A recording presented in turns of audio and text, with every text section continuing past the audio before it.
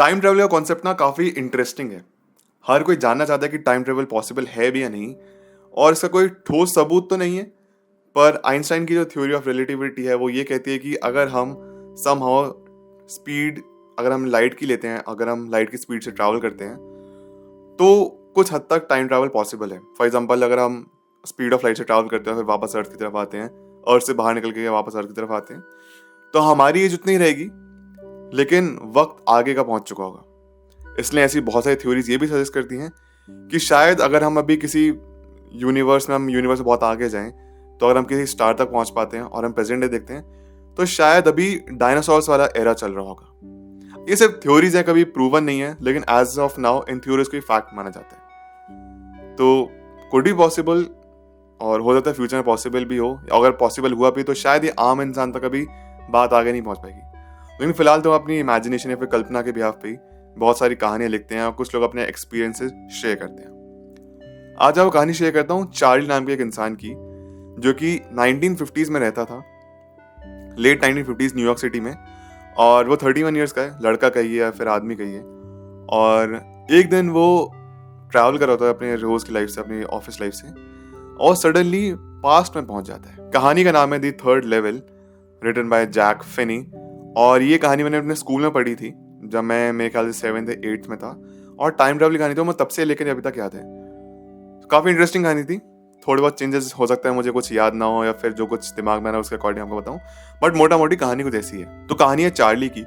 Charlie अपनी normal जिंदगी जी रहा है, काफ़ी थकान वाली जिंदगी, मॉडर्न डे है, 1950s में जी रहा है। उस टाइम में तो मॉडर्न वही टाइम होगा ना। अपनी जिंदगी में काफ़ी स्ट्रेसफुल रहता है, ऑफिस लाइफ से काफ़ी परेशान है, बट जो भी है जिंदगी तो जीनी है ना, यही तरीका है जिंदगी जीने का, पैसे कमाने पड़ेंगे। तो रोज की तरह वो अपने ऑफिस से, अपनी लाइफ से थका के अपने घर की तरफ निकल रहा होता है। तो वो ग्रैंड सेंट्रल स्टेशन जो है न्यूयॉर्क का, काफ़ी फेमस, आपने देखा होगा, एवेंजर्स फिल्म में भी, मूवीज में अक्सर दिखाया जाता है ग्रैंड सेंट्रल स्टेशन। तो अभी तो काफ़ी बिजी रहता है, लेकिन 1950s में काफ़ी कम लोग होते थे, काफ़ी कम लोग ट्रैवल करने वाले थे, पॉपुलेशन भी कम थी। तो ट्रैवल करते करते उस स्टेशन में जब पहुंचता है तो एक दिन डिस्कवर करते हैं कि वहाँ पे एक थर्ड लेवल भी है, एक और माला है, एक और लेवल है, जो कि आज तक कभी एग्जिस्ट नहीं करता था। सिर्फ 2 लेवल ही एग्जिस्ट करते थे। वो कंफ्यूज होता है कि थर्ड लेवल यहाँ पे कब बना, या फिर वक्त बन गया हो, मैंने कभी ध्यान नहीं दिया। और थर्ड लेवल में ट्रैवल करने शुरू कर देता है, उसकी तरफ वॉक करना शुरू कर देता है। और वॉक करते करते करते करते वो स्टेशन में जब पहुंचता है तो उसको थोड़ा अजीब फील होता है। वहाँ पे और भी कम लोग हैं, और स्टेशन जितना उसको यूजुअली डेवलप दिखा करता था उससे और भी कम डेवलप्ड है अभी। बहुत कंफ्यूजन है कि लोगों ने पुराने टाइम में कपड़े क्यों पहन रखे हैं। मतलब 1950 चल रहा है, पैंट शर्ट जो भी पहनते थे उस टाइम पे वैसे कपड़े नहीं है। मगर खैर जो भी, मुझे क्या, कुछ होगा, फैंसी डे कॉम्पिटिशन होगा, हैलोवीन होगा, कुछ भी हो सकता है। वो यूजुअली अपना टिकट खरीदता है, वो टिकट के लिए पैसे देता है, और टिकट काउंटर वाले कहता है, भाई साहब ये क्या पकड़ा रहे हो, ये कौन से पैसे हैं, पागल हो गए हो क्या, पैसे दो नहीं तो पुलिस को बुलाता हूँ। बोलता यही तो पैसे हैं, ये कैसी बातें कर रहे हो आप, यही तो पैसे हैं। वो कहता है मैं टाइम वेस्ट मत करो, टिकट काउंटर वाला कहता है मैं टाइम वेस्ट मत करो, भागो ऐसे। चार्ली कंफ्यूज्ड है, ये पैसे क्यों नहीं एक्सेप्ट कर, टिकट क्यों दे रहा। वहीं पे एक बच्चा न्यूज़पेपर बांट रहा होता है, वो न्यूज़पेपर मांगता है उससे, और वो देखता है उसमें ईयर लिखा हुआ है 1890, सेम डे, लेकिन ईयर है 1890, वो 60 साल पीछे आ गया है। वो बहुत कंफ्यूज है, बहुत परेशान होता है, बहुत घबरा जाता है। उसको लगता है यहाँ पे कुछ ना कुछ मजाक चल रहा है। वो और भी जांच पड़ताल करता है अपनी तरफ से, इन्वेस्टिगेट करने की कोशिश करता है, लेकिन सच में ईयर 1890 ही है। तो एक बात तो समझ आ गई थी, थर्ड लेवल कभी एग्जिस्ट नहीं करता था। कुछ तो से गड़बड़ हो गई, कुछ तो एक वार्म होल की तरफ से ट्रैवल कर लिया है, जिससे वो यहाँ पे थर्ड लेवल के थ्रू 1890 में आ गया। तो चार्ली समहाउ वापस उस थर्ड लेवल तक पहुंचता है और वहां से बाहर निकलता है, और काफी घबरा जाता है और सोचता है कि नहीं, आज मैं पैदल घर के चल के जाऊंगा, चाहे कितना भी लंबा वक्त लग जाए, या बस से जाऊंगा। समहाउ चार्ली अपने घर तक पहुंचता है। अगले दिन चार्ली एक दोस्त है जो कि एक साइकाइट्रिस्ट है, उसके बाद जाता है, उसको सब कुछ पूरी कहानी बताता है, यार मेरे साथ ना ऐसे मुझे ऐसे इल्यूजन्स हो रहे हैं।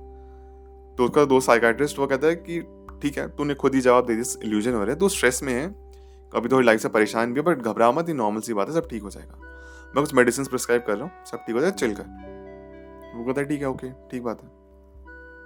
अब होता ही है कि कुछ दिन बाद वो फिर से आने की कोशिश करता है थर्ड लेवल, लेकिन वो थर्ड लेवल दिखता नहीं है। वही जैसे नॉर्मल जिंदगी चल रही थी वैसे चलती रहती है, उसी स्टेशन, उसी ट्रेन से नॉर्मल।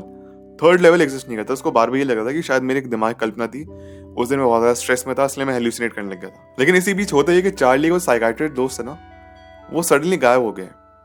अब सिंस वो साइकाइट्रिस्ट था तो उसके पास को दोबारा जाना भी था, बताने के लिए कि अब मैं नॉर्मल फील कर रहा हूँ, लेकिन गायब है। किसी को कोई आइडिया नहीं कहाँ चला गया, बस वो रैंडम चला गया। उसको लगता था कि शायद वो छोड़ छाड़ के चला गया होगा, चार्ली को लगता है दोस्त उसका चला गया होगा, किसी दूसरी सिटी चला गया होगा, मे बी उसको फोन कॉल पे बता देगा, लेटर लिख के बता देगा।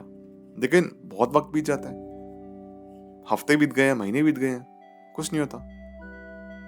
एक दिन होता क्या है कि चार्ली को ना कुछ अपने पापा की, अपने फादर की कुछ पुराने आर्काइव्स में कुछ डॉक्यूमेंट्स वगैरह मिलते हैं, जहां पे एक लेटर मिलता है उसको, और लेटर चार्ली के नाम पे था, और ये लेटर लिखा गया था 1890 से।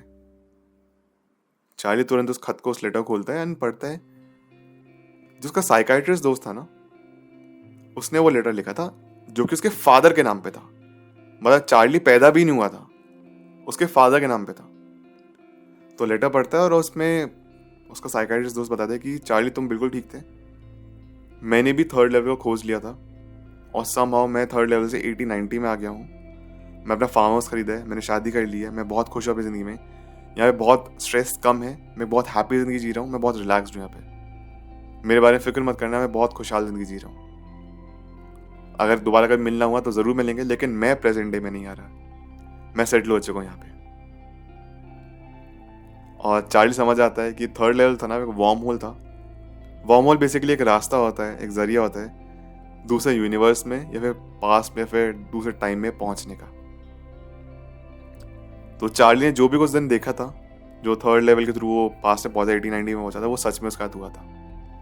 और उसका दोस्त जो है साइकाइट्रिस्ट, वो अब अपनी मस्त लाइफ जिए जा रहा है पिछली जिंदगी में, मतलब पिछली लाइफ में 1890s में, और वो बड़ा खुश है। तो सोचिए, उसने उसके फादर को लेटर लिखा, उसके फादर ने कितने साल से उसका लेटर संभाल के रखा होगा, जिसकी वजह से करंट टाइमलाइन चेंज हो गई। और अब धीरे धीरे होता ही है कि धीरे धीरे करते करते चार्ली को तो याद है तो उसका दोस्त साइकाइट्रिस्ट, लेकिन उसका दोस्त साइकाइट्रिस्ट का नाम और निशान पूरे यूनिवर्स से गायब हो जाता है। कोई ऐसा था भी व्यक्ति नहीं, क्योंकि टाइमलाइन चेंज हो गई। प्रेजेंट आपने पास्ट को जाके चेंज किया तो प्रेजेंट भी चेंज होने लग गया, और यहीं पे कहानी खत्म हो जाती है। तो ये कहानी थी जो कि मैंने पढ़ी थी, मैं सोचा आपका डिस्कस करनी चाहिए, क्योंकि मेरा मोटो यही था कि यहाँ पे टाइम ट्रैवल, पास्ट और फिलोसफिकल चीज़ें, साइंस फिक्शन चीज़ों का डिस्कस किया जाएगा। वे तो खैर फिक्शन है, बट कुछ एक और भी एक इंसिडेंस है टॉरेड नाम का, कुछ उसके बारे में कभी बाद में आपको डिस्कस करूँगा, उसकी कहानी आपको बाद में सुनाऊंगा। जहाँ पे ये तो एक्चुअल इंसिडेंस है, जिसको रिकॉर्ड भी किया गया था। एक आदमी टॉरेड नाम की कंपनी से, एक कंट्री से आया था जो कि एग्जिस्ट नहीं करती है, उसको पकड़ा भी गया था, उसे क्वेश्चंस भी चले थे, लेकिन सडनली वो इंसान गायब हो गया। लेकिन उसके बारे में कभी और, ठीक है। सो ये मेरे थॉट्स है। आपके पास कोई कहानी आपको शेयर करना तो प्लीज़ मैं कमेंट्स आके जरूर बताना। और अगर आप मेरे साथ इंस्टाग्राम वगैरह पे जुड़ना चाहते हैं, आपको मैंने लिंक यहाँ पे कमेंट बॉक्स में पिन कर रखी है, तो आप देख लीजिए, मुझे फॉलो कर लेना। ख्याल रखिए, thank you so much, bye.